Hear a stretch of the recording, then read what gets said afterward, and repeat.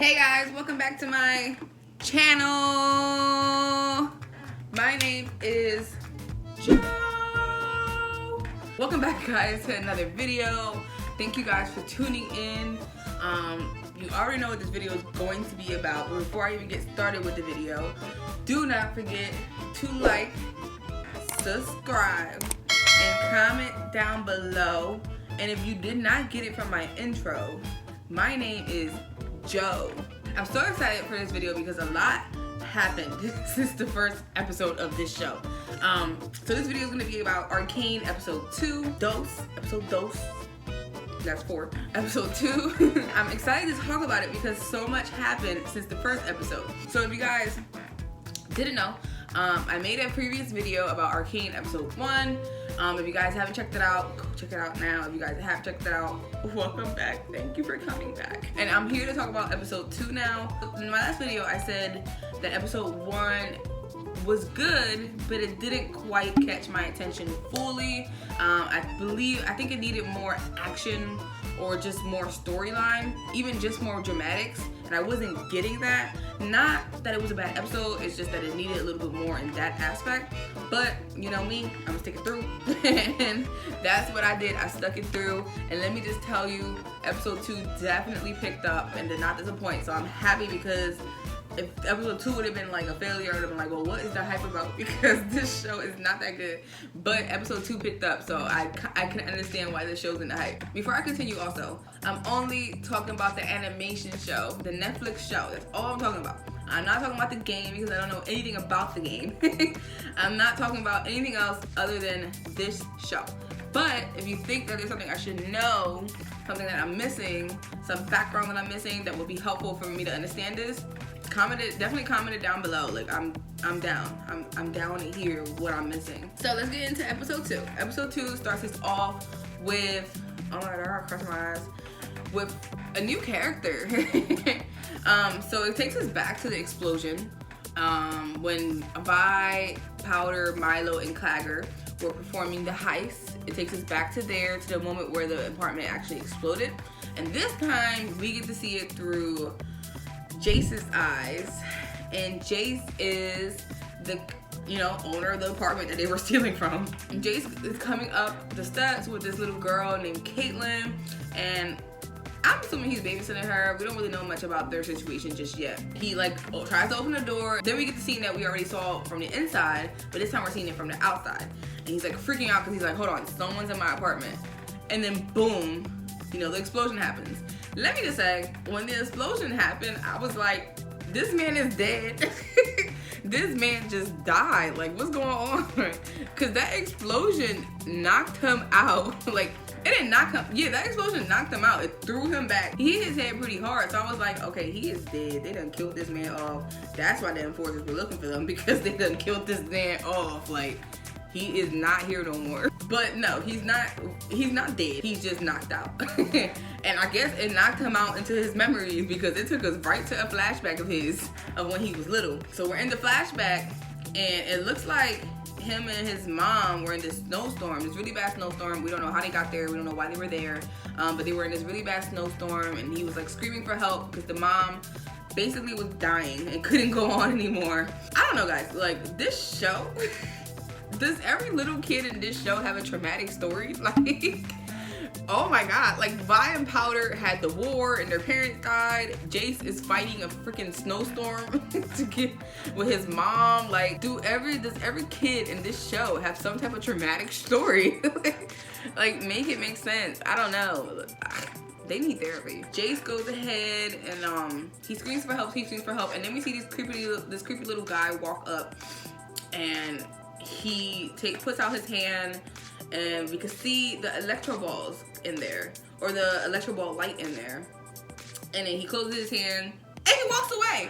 And I when he walked away, guys, I was like, did he just really walk up to them just to show him that and then to walk away? Because if he did that, what was the point? What was the point? What was the point of you walking up to them? Whatever he did with his hand ended up like floating Jace and his mom, and then like they're into this little warp thing. And I assume that he's transporting them. I kind of got the gist of, okay, he's transporting them somewhere else, because it showed like the world and it showed his hand at one point, and he's just like landing them somewhere else where it's like not snowstormy. So what I got from that was that he's like using magic, so he did have some purpose, and he basically used magic to transport Jason, his mom, to like a sunnier like environment and a better environment. So I was like, okay, cool, thank you. While Jason and his mom are now safe and his mom is not gonna die of hypothermia, one of the little blue electro magic thingies falls into Jason's hand, and he looks at it and he doesn't know exactly what it is, and the guy himself walks up to Jace and hands him another one. And I'm like, sir, you're not gonna explain yourself? The little electro things Jace got doesn't look like the balls that we're seeing, so I'm not sure how he made it into balls or how he made it into that form. But I'm hoping it gets explained, or maybe it did get explained and I just didn't catch it. But he hands them to it, and then Jace comes back to life, and we're back with Jace in the present time. I'm really convinced that this show just has something. This show has something against children. I'm really convinced, guys. I'm like, there's no way all these children have traumatic experiences. But it brings us back to Jace. And now the enforcers are in his home, and they're like going through it, and he's basically telling them, listen, I've been robbed. Like, why y'all saying I'm the criminal? Which really had me like, oh, hold on. Your apartment explodes. You get knocked out to the point where you're having a flashback. And then when you come back from the flashback, they're not treating you like the victim. No, they're treating you like the criminal. It's like, dang, this man has been through so much in the first 10 minutes of the show. Like, they really sat there and said, no, you're in trouble. Like, this man just got blasted and he's the one that's in trouble. Oh, and when he got blasted, he saw, like, in his blurry vision, he saw Vi. And I don't understand, like, why Vi was still there and why she decided to peek out and was like, you good? Like, girl, run. I thought you died in the explosion too. Basically, the enforcers say he's in trouble because he has all these things in this apartment that he was not allowed to have, or he did not have the permission to have. And he's telling him, like, listen, I'm conducting a research. And they were just like, well, you didn't have permission to conduct this research, so now you're in trouble and now you have to go on trial. That's kind of messed up. Because he was just having a good day. He was probably having a good day, and he came up with this little girl and was just, gonna go into his apartment and continue with his research. And all of a sudden, his day went from good to bad, all because these little kids. And now fast forward to where he's locked up into this little room and this kind of academy looking house thing, and this cute little professor walks in, and I guess he's like a really big professor, and he's been there for a while, because I think he's like been alive for like 400 and something years. But this cute little professor walks in, and I'm not even gonna try and say his name, guys, because I'm gonna mess it up. And last video I was messing up Vander's name. I kept saying Vanger, and it's Vander. I know. I'm trying. So I'm not even gonna attempt to say the professor's name. Just know when I say the professor, I'm talking about him. But this cute little professor walks in, and he basically starts to tell Jace, like, hey, listen, what were you doing? Like, what were you doing? And Jace basically says, you don't have to be born with magic. I believe we can also create the magic. And the professor's like, listen, that's not something you want to get into. Like, he's giving him a warning. He's like, that's not something you want to get into. I've been alive for a long time. I've seen this type of magic in the wrong hands. Which I don't know if the guy the professor showed, because he showed a clip of a little flashback of him witnessing somebody using this magic wrongly. I don't know if that's the same guy we saw save Jace.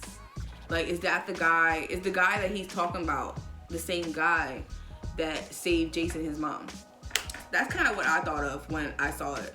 I was like, maybe this is the same guy. And maybe the guy gave the things to Jace because he knew Jace would continue, like, what he was trying to do. I don't know. That's just a theory. But the professor basically tells him, like, no, listen, don't do it. Like, don't do it. You don't want that. And Jace was like, okay. He seems to go along with it. It's pretty solid advice. Professor basically tells him, if you say these things, you will be fine. Like, nothing will happen. They'll probably just give you a slap on the back and you'll be good. And it looks like Jace takes it into consideration. I'm still thinking it's pretty wild that he has to go through all this when he was just having a good day. Like, he didn't even know what was going on. He was just trying to get into his apartment, and his day really went downhill. Now it takes us to where Vi, Powder, and Milo and Clagger are at. And it looks like they were told to lay low by Vander. So now they're like in this little training room that it seems that they created this training room. These kids are smart. These kids are really smart. Like, I don't understand. They're smart and they're really tough. I mean, I guess they went through a lot, so they have to be smart and tough. But I don't know. Like, they have like this whole homemade boxing thing Vi was using. And then they had this little own shooting practice thing that Powder seemed to have created with these little moving people. Milo's going hard practicing her punches, and Milo's just shooting around. And then this is what got me about this part. Powder comes in and proceeds to hit every target. And I'm like, where was this talent when you was in the mission? Like, where was this talent? This talent that you're portraying right now, where was this at when you was in the mission? Because in the mission, you couldn't do nothing. So you can do stuff and not mess things up. Maybe y'all could have had her be like the shooter. I don't know, something. I think, but like, I don't understand where this talent was when they were in the first mission. So Powder looks out the window and she sees that the enforcers are down there asking this guy, like, okay, we know you know who it is. Who is it? And the guy basically said, I'm not telling you. And he ends up spitting on the enforcer, which we now know his name is Marcus. Spitting on Marcus's shoes. And I was like, once he did that, I was like, oh, he about to get effed up because he's not just gonna sit here and spit on their shoes. Like, they about to F you up. You got some guts. They threw him in the window of the room that they were training in. And that's when they see Vi, Powder, Clagger, and Milo. This, again, so what I've come to realize, everything that happens is Powder's fault some way. Like, the apartment was Powder's fault because she took the electro balls in the first place and she dropped one. Then it was her fault because she lost the stuff that they stole from the apartment. This time it's her fault because she had the electro balls on her. When Marcus saw that they were there, he basically said, search them. And she had it on, she had the balls on her, and I'm like, girl, why do you have them on you? Like, why do you have evidence on you? And Vi like looks over and she sees that Powder's freaking out, and she sees why Powder is freaking out. And now it's up to Vi again to figure out, how do I get Powder out of this? So they run. They do what they're best at and they run. They end up losing the enforcer. They end up losing Enforcer Marcus by just going on top of this building. But this is what I'm saying. Like, a lot of things that happen are honestly Powder's fault. And we're gonna talk, like, this little girl is so annoying. I don't know, man. I feel like they should leave her, or like, I don't know, but everything that happens is honestly her fault. We go back into Jace, and Jace is on the trial now, and he's telling them basically what the professor told them to tell him. Oh, before Jace went on trial though, let me just say, we also met Counselor Medarda. It looks like we can't trust her, but she's basically one of the judges in the trial that Jace is in, and Jace is basically just saying, okay, what the professor told him to say. And it doesn't look like they're buying it. And that's when he goes, he does the one thing the professor told him not to do, which was, don't talk about magic. And he was like, this is not working. Like, he had one job. His one job was just, don't talk about magic. But at the same time, it doesn't look like he was doing a good job at convincing the council. So he ends up talking about magic. He talks about magic. And he convinced the council not to send him to jail.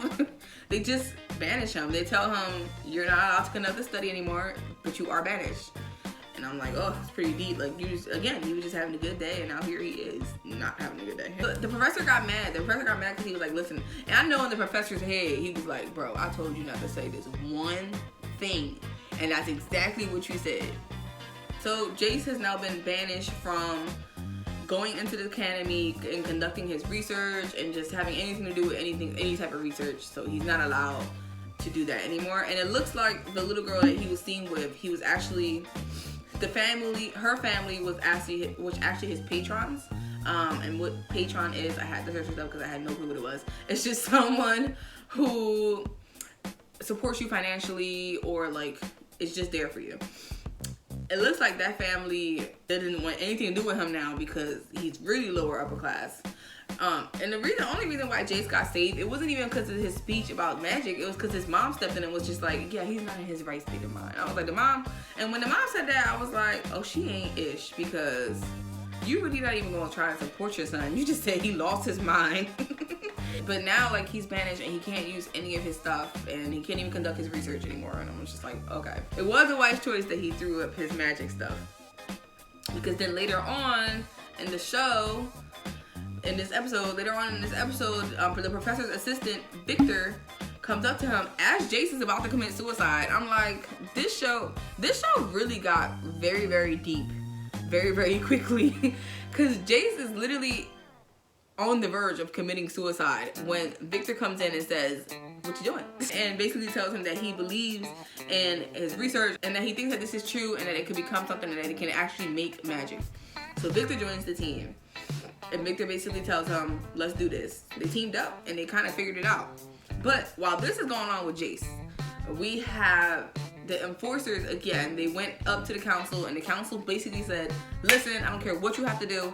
I want you to find the people that blew up this apartment because the upper city is scared now. Which kind of like, okay, what y'all scared for? Like, we convicted somebody. What are y'all still scared for? Marcus took this as it's go time. Because he immediately went down to Vander's bar and threatened him. He immediately went down to Vander's bar and sent his team to like search the bar for the kids. It was lucky because Vander had this little button down here that sent one of the monkey things down, and Vi, Powder, Clagger, and Milo were able to like hide before the enforcer officer came down into the basement to search for them. But again, this is where Powder almost messed things up again because she almost lost her grip from the ceiling and she could have fell while the enforcer was in there, which would have ended up in all of them getting caught. So it's kind of like, again, this is where Powder is messing up. Like, please get rid of her. I'm kidding. No, don't get rid of her. But Marcus basically like threatens Vander, and Vander is just trying to keep the peace. And I applaud Vander because his kids keep messing up and he's just keeping the peace as best as he can. So bravo to you, Vander. Bravo to you. Marcus leaves because he didn't find nobody. We have Vander and Vi again. Vander basically takes Vi up into the Undercity and was like giving her a speech and telling her, listen, the anger isn't gonna get you anywhere. You really gotta like calm down and just think about the family thing. He just gives her a little speech. And it actually ends up helping her, but not in the right way because she ends up making a dumb decision. She ends up like going back down and she says her goodbyes, but without really saying her goodbyes. But Powder knows what's up. And it ends the show with Vi basically sacrificing herself. I guess she called the enforcers down and now she's just waiting there so that they can take her away. So she basically sacrificed herself. Oh no, episode 1 was really, really, really good. Like, I liked it. I'm gonna give this show a 10 out of 10. I'm gonna give this episode a 10 out of 10, guys. It really made up for what episode 1 didn't do. So I feel like this time I was properly introduced to the show. Thank you guys for tuning in. Please let me know what you thought of episode 2. Let me know your reactions. Let's talk. Let's talk. I will see you guys in the next video. And before I even go, I just want to say that you're lovely, you're wonderful, you're beautiful, you're great, you're brave. And if no one has said this to you today, you matter. I hope you guys have a great day. And with this, I say, peace.